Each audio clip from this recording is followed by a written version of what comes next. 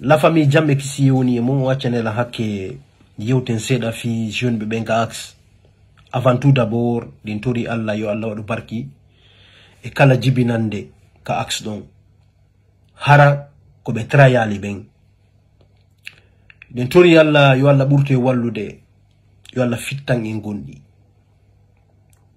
e holli ko e rimbe hande ay fati ben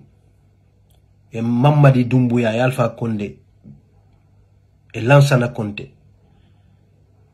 be wari ben ka axe don fop hino weltani en parce que ko e rimbe hiden andi ko hari de wondi e ben ko be mayiri ko fiyo tonya akwe lendi ba non tonya no ka lady enen ndesini continue gol combat on ha tonya akay lady ndi haray ono wonbe be wiude que jeune benka axe et jeune benka axe no kondirde yelo to ngandi mondi ko bandibe e jeune benka axe o kondiri o yi video ji no circulde o yal jeune jo ko axe no joti kafa o yal jeune jo ko axe no joti finkari jeune benka axe ko plaque je Mamadi Doumbouya wada den non be itti mimi hala nino mini jeune benka axe wona violent ko lamungu wadi jama on violent si lamungu ya dadi e pinka be aki jama on manifester que librement goddo jattetake goddo pietake goddo waretake jatto men ko ben famondire Mamadi Doumbouya barmi no be himbe soppa himbe o kambe famondire Mamadi Doumbouya kambe no golludude Mamadi Doumbouya ka axe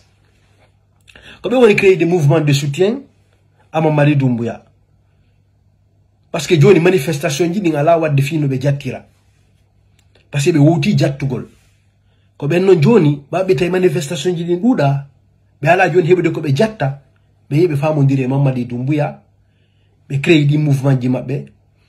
Mamadi Doumbouya joni be to mbudi be arde be créer jijaniji ka axe kono marsata parce que Allah no wadi barke e jeune be men ka axe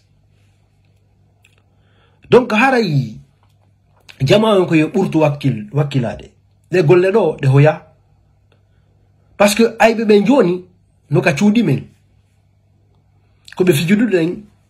mawnudu den njandu den ko be wonti aybe men sabu mbudi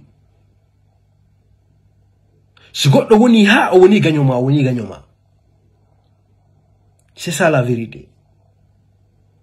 mais mi janoki que sukabe ka axe no yeyde dimu mungu ha ara signala jeune be ino zambe wano jeune jo chaka wondo bambeto do on be yebe nangi wala manifestade hande wala manifestade jango ko be nangiri mo ko parce que o salike natugo de mouvement mabbe on be yebe signali on force spéciale parce que kambe bo wata mo nangude be yebe signali force spéciale on be ari don be kidnap yo ya on sikko de joni on gagnike signal de gol musibbe mon hey law Mamadi Doumbouya ngol lannay en fop heddudo den don kadi dum do kadi fejje joni ko enen heddudo takadi o wiyata ko hari men anda de o wiyata hari on anda hande hido wawi wondude sori aron nango himbe aron piyon himbe aron barmino himbe hara fuswata kono ko Allah andi ko wirni comme tori Allah yo Allah uduto hakkille men den de plus yo Allah burto e wallude de plus hara hila weltani blogueur be yeyal ndimu mungu fop frère Tidjane la puissance et le grand artiste du peuple Bagada Wonson King Simba Lando Pular les blogueurs comme Abbas et kala wondo wadde vidéo mo wata situde ndembe ben fo et grande sœur Aïssa de Chérif Allemagne hibe dudi vrai mo wata rappela de ndembe ben fo do donc kala andudo do hino opposi e o dictature do hara ami sitima andu inde mane hino tawa fi kala mi wola inde mane me inde mane tawa hare ko yen continue golle de en doit wadde synergie jondidiren juuɗe fiyo dole men ɗe yaaju encore le plus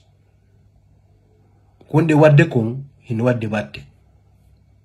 Mamadi Doumbouya e mbuuɗi mum ɗin fof o wawali en suudude e fof en tantama kono enen en suɓike peuple on hino woni difficile parce que ɓe mari moyen ɓe ñamude ɓe wadde piiji ɗin fof mais enen on a rien mais iɗen mari ko ɓe ala la dignité hara yo Allah waɗu barke men en fof yo Allah folin en hara e frère ɓe nangaɓe fof yo Allah jonnutu en ɓe ɗum ɗo fof lannay abonnata nder salut